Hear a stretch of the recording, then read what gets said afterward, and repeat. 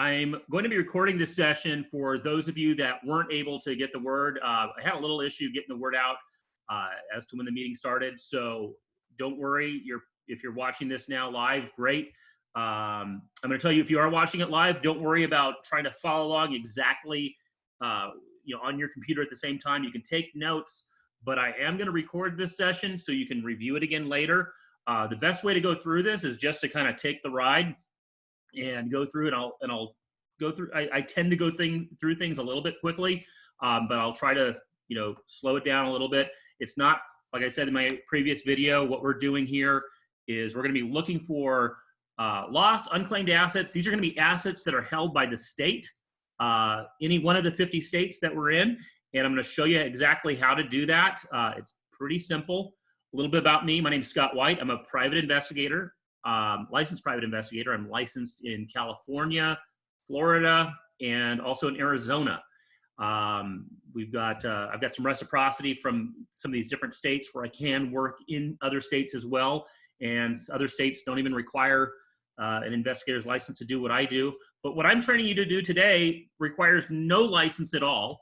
It just requires you to be able to search for yourself, for family members, living or deceased, and hopefully help your neighbors. Right? We're doing this today, this free training, because I thought it might be a great way for people to find additional money or additional stimulus that's out there that's been held by the state and not collecting interest and just sitting in an account. Well, it's collecting interest, but the state's getting it. You're not. So it's definitely in your best interest to do this. I also have my partner, Pat Lenahan, on the call. And I went through some stuff with him yesterday. We just kind of did a dry run on this Zoom call and actually located some stuff he didn't even know about.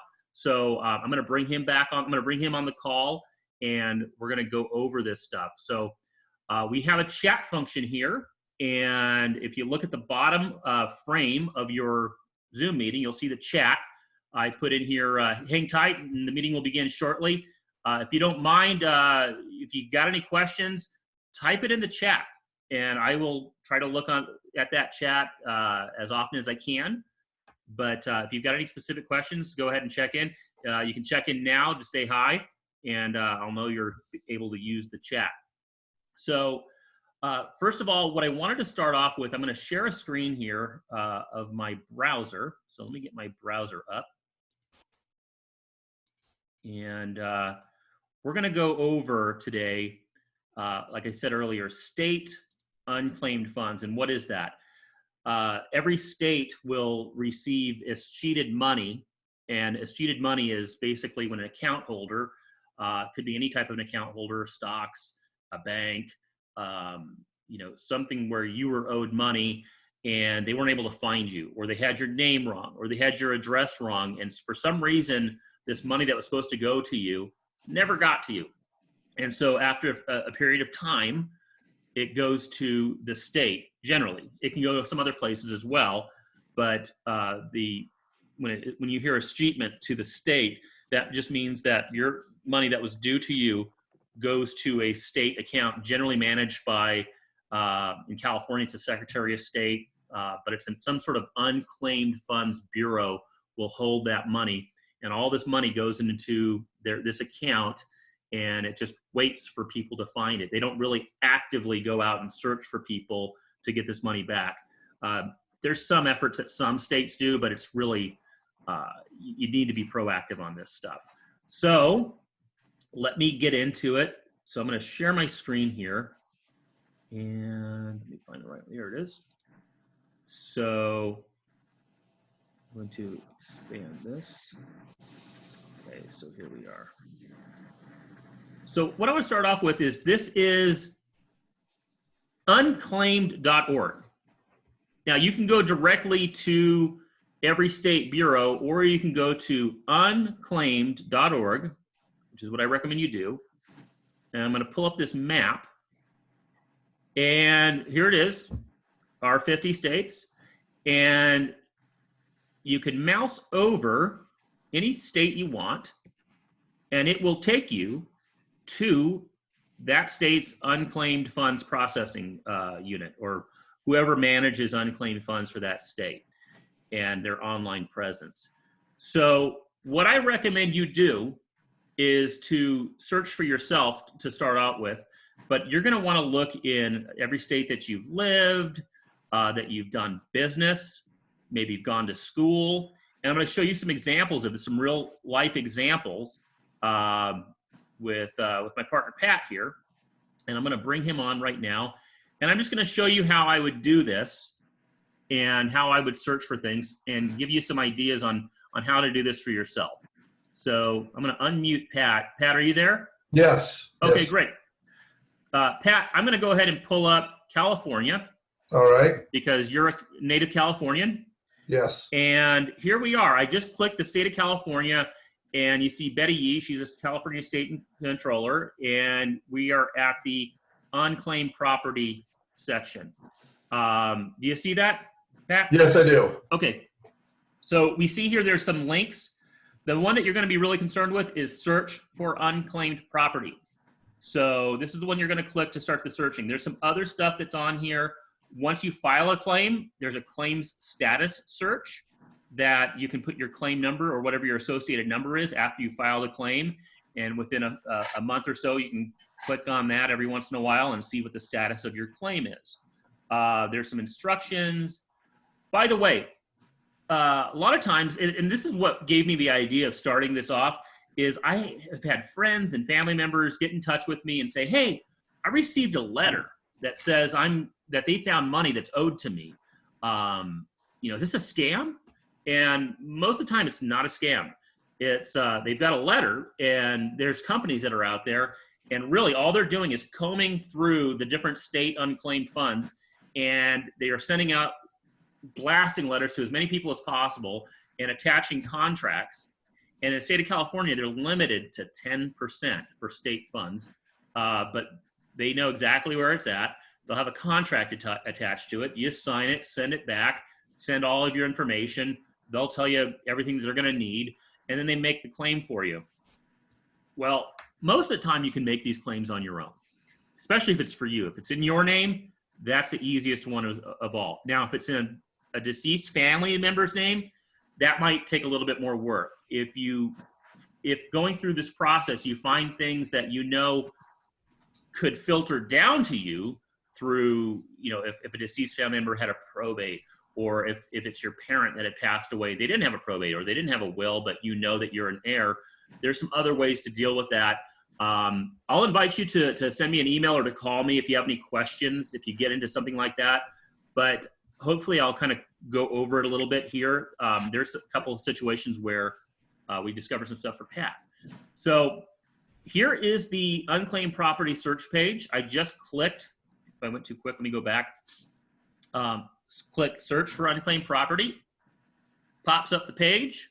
And you've got 3 different areas that you can search. If you already know the property ID, which most people don't, you would just put the property ID. But if you're searching for business, you can put the business name in here. California does a pretty good job of giving you several different search parameters and making it easier to find out, if you're due funds. So Pat Lenahan is who we're going to be working with today, and Lenahan is not that common of a name. So I'm going to go ahead and search up just Lenahan. And I try to start my search as broad as possible. So start broad and then just kind of go, more and more specific. So let's see how many Lenahans there are in the state of California that are owed money. By the way, not everything that the state of California has in their coffers is showed on this page, by the way. So if you see something that belongs to you, even if it's 22 cents, make a claim, because there might be other stuff that's in your name that's not even on here. So, okay, so I clicked in Lenahan, and I've got 588 matches for Lenahan, which is really not that much when you compare to other names. So this is actually worth just scrolling through and seeing, the different Lenahans. Pat, what are some relative names? So we have Debbie, Okay, so this is all alphabetical order. I've got Linehan, Annie, Antoinette. So we're going to go down to the, let's see, here's Dana, Daniel, Dennis, Devin. Deborah? Oh, there's Deborah. So, okay, so here, Pat brings up a good point. He's looking for Debbie. I was looking for Debbie, but here's Deborah. Okay, you're going to have it in different types of name sequence. You're going to want to search every variation of the name. Bob, Robert, you know, R, White, for my dad, you know, D, Linehan. Sometimes people go by their middle name. You're going to want to search the first name, middle name. I have an aunt that she goes by the name Jeannie, but her name is actually Lucille. Sometimes she goes by LJ. I've got to go through all of those to try to find. Then you want to find different variations of that name and misspellings. So Deborah in, well, it looks like we got Walnut Creek. Is that right? Yes, yes, it is. Okay, we have a match already. This is your sister? Yes, it is. Okay.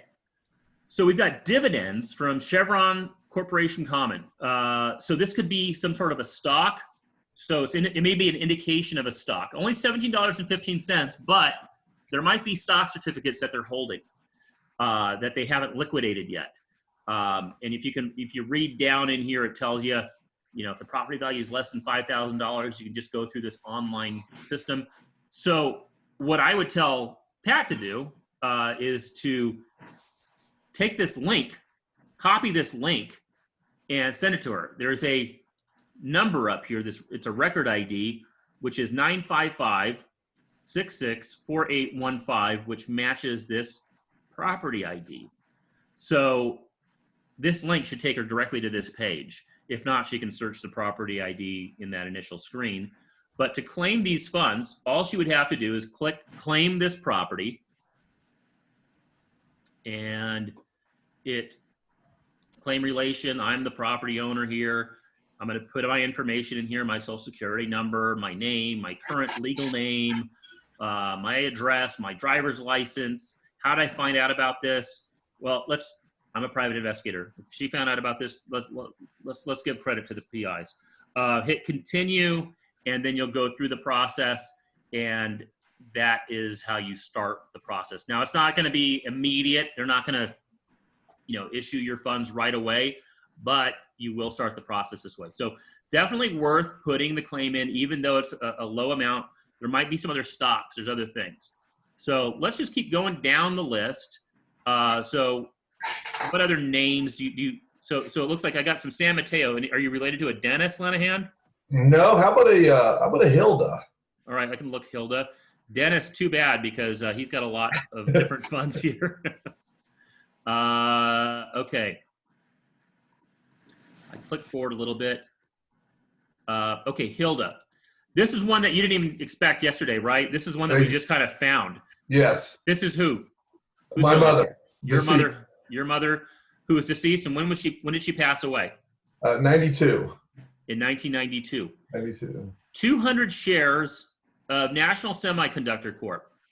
So the state doesn't actually hold on to the shares up until a certain point, and it'll explain this here.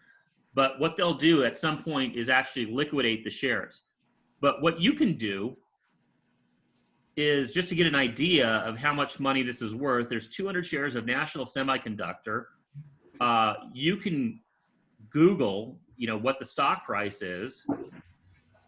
So I'm going to go ahead and look up what the National Semiconductor stock price is. And so let's see. This is talking about a 52-week high. We'll go what the stock price is right now. And the stock market took a real big hit. That doesn't really matter, though, because we're talking about when they actually sold it.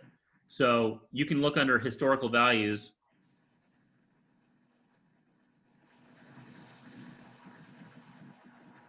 And market watch.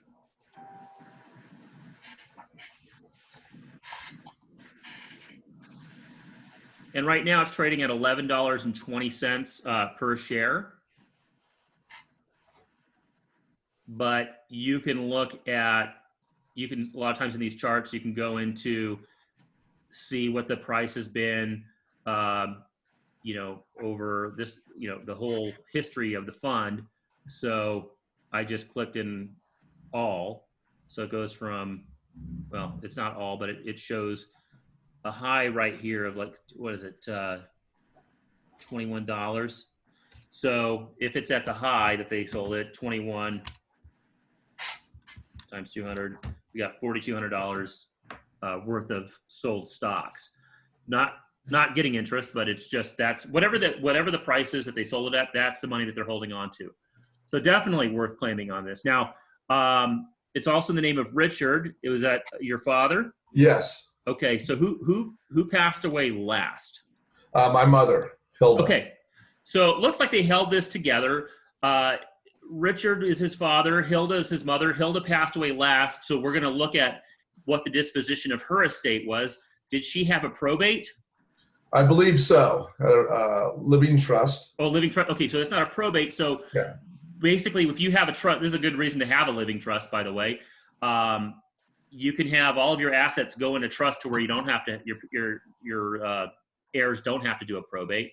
So who is the successor trustee of that trust? Yeah, that'd be my brother. So your brother Tim, with that living trust, would be able to claim on this. He'd be able to go through here, and he can show that he's a successor trustee. He would put in, I am an heir of the deceased owner, and go through it, put his information in there, and they would then ask for additional information. So he'd send a copy of that trust to show that he's the successor trustee of that.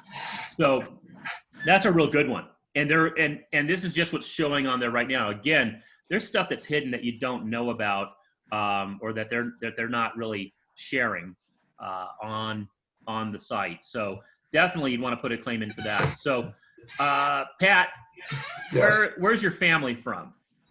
Kansas. Kansas. All right. So we're going to go into a different system here. We're out of California, and I would say go back into California a little bit. I'll jump back in just a minute. We've got a 16-year-old, it looks like, that's running the Kansas State Unclaimed Property. So let's get into here. And all right, I'm going to do the same thing. This is how they've set it up. It's a little bit different. Still looks pretty good. I'm just going to put Linehan in again. All right, it's already saved. And I'm going to say, yes, I have read and I understand. Message from Jake. Thank you. And go into here. And here we are. We've got some Lenahans here. We've got Heather, Julie. So at this point, there's not many of them. You can see that they have about $43 billion in unclaimed funds, or that have been returned, it looks like. So that's pretty good. So let's go in here. We've got Mark, Margaret, Megan. There's 20 records. Any names jump out at you? So Megan went to college there, graduated a couple years ago. That's my niece. There we go. Megan Linehan, vendor check, University of Kansas, in Lawrence, Kansas. So I just clicked add to the cart. So they have a little bit different thing. I'm going to click the cart. And shows her address here in Alamo, California. Is that correct? Yes. So you would tell her to go here. You would send the Kansas Cash website to her. She would click that she's the owner, and yeah, she would just have to put her name in here, fill this out, submit it. This one lets you do it an online signature. That's the benefit of having a millennial there, I guess. They're really into the technology, which is I love, and it looks like they've got a pretty smooth system here in Kansas. So yeah, that's fantastic. Now, not everything's going to run this smooth. Let's take Arizona, for example.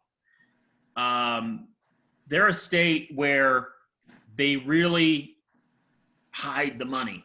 So they've got $1.5 billion owed to people. You can see they've just got first name optional, and last or business name. So I'm going to put I've got my grandparents and great grandparents lived out here. I'm going to search their last name, Patterson, and just to see what pops up. And I'll show you, I've done this before in Arizona, and you're going to find some other states where their unclaimed process is managed, their online thing is managed this way, and it's not real good. It doesn't show who the funds are reported by, doesn't show the amount, and you just have to hit claim. So here's a bunch of names. So you can't, I mean, it's good that there's an address. If they have a last address, that helps, but you're not sure what's being held. There's 200 plus items. You can only search via names. So you've got to really get more specific and really try out a bunch of different name versions in order to, in systems that are like this. Let me see, I've not been able to check the chat. I'm gonna stop my screen share here. Do I have any questions in chat? No, I don't see any. Okay. I don't see any. Anybody have any questions or want me to check out a certain state? We've got a couple more minutes here that I can do this, but I don't see that. I'm going to go ahead and go back to my screen. Okay. So Oregon's a pretty good. They've got their own unclaimed claims processing bureau. They actually do a pretty efficient job of what they're doing. So this is how you can search for stuff in Oregon. So I have some of my maternal relatives from Oregon. I'm going to search them up right now. I actually have not done this yet. I've done Oregon claims, but you can see there's 1,000, which means there's more than 1,000. They limit your search results to 1,000. So if you see a round number like this, you need to get more specific. But they give quite a bit of information. This is good. Between 50 and 100, less than 50, less than 50, greater than 100, which could be, 100 million, but greater than 100. It says the type of funds, credit balance, accounts receivable. It gives the property ID. It gives the address. It shows if there's a co-owner. This is a good system. So Oregon is pretty good to search for. Again, if you have any questions on this, you can reach out to us. But they try to design these systems to make it pretty user friendly. The key is that you actually have to do the work of searching for it, and really, you are the best person to do that. You're going to think about your grandmother, your great aunts. You're gonna be able to look at all of your family members. When I was working with Pat yesterday, he didn't think of everybody, but we started looking through it, following this process. He's like, oh my God, yeah, that's my great aunt. Oh yeah, oh wow, yeah. So there's a lot of stuff that he found that I don't know. Have you called anybody yet? No, not yet. Today I will call Megan and let her know. And there's another one in there, Tonganoxie, Kansas, Julie. Okay. Who lives there. That's my cousin. Okay. Give her a call. And I think there was another one of Kevin in there. But Beulah's my aunt. Well, what a great reason to get in touch with them right now. They're all at home. You can give them a call and just say, hey, check it out. I haven't talked to you in a while, but here's some good news. Yeah. And that's what's fun about our job is when we find something, and generally we're not dealing with the state unclaimed stuff. We're dealing with a lot of different types that are really, some of them are non-escheatable funds, which means that they're about to, they can be absorbed by the entity that's holding them. And if you don't claim them in time, they're gone. The state-held funds don't work that way. They just hold them in perpetuity, or they're supposed to. Most states do, anyway. And then you just have to claim them. There's also, I wanted to show you something else. One final thing on California, which is really cool. They've got all the life insurance providers had to provide their accounting to the state. So there is actually a way to look for life insurance policies as well. That's in a different section. Let's see here. I think I just look under life insurance.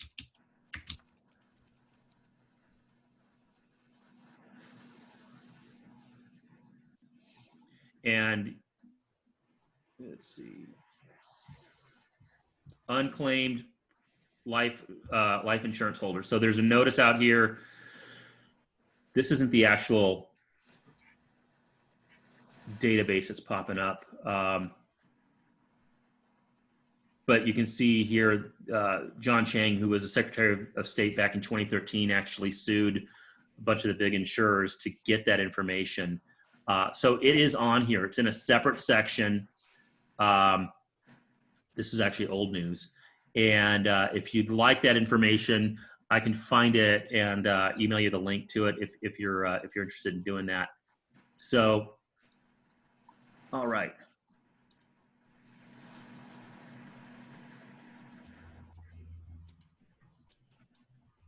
Great. Well, that's pretty much the basics that I wanted to cover with everybody today. Again, if you have any questions about it, let us know. You can reach out to me. You've got the email. I'm gonna have a copy of this meeting. I'll be able to get it to you. Actually, something did pop up on chat here. Let me just see what's going on.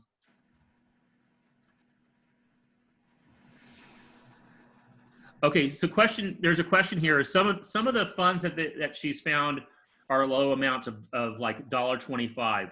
And why do I recommend claiming these? Is it not more effort than it's worth when it's so small? So that's a really good question. And the reason I said you should just go ahead and claim them, even though they're small, is because there's the hidden assets that you don't know about that could also be in your name. Now, it may just be a $1.25 check that you receive, but it may be more than that. Not only that is if you've claimed those funds, if stuff comes up in the future and you have a relationship or you have a claim history with a state, you're more likely just to get those funds whenever they show up if they do escheat. But I would recommend claiming them anyway, especially when you're seeing the stuff that's like dividends. Dividends are generally issued by stock holding companies. So that may show that there's some other underlying assets that aren't showing up on the system that the state has. So I would just say, hey, we've got a little bit of time here. We're at home. Go for the 20 cents, the $1.25s, whatever. Just go ahead and do it. It shouldn't cost you much of anything because you're just doing it online other than time.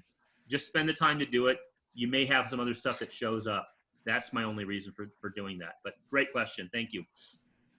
If anybody else has any questions at all, go ahead and reach out to us. I hope you enjoyed this meeting. I hope this has answered a lot of your questions. Pat, thanks for coming up and allowing me to show your, search for your assets and everything else. And hopefully your family give me an update on what your family says once they find out that you've reached out to them with this good news. So I will. All right, cool. Well, thanks again for joining us. I hope you enjoyed this, and I'll look forward to our next time we meet.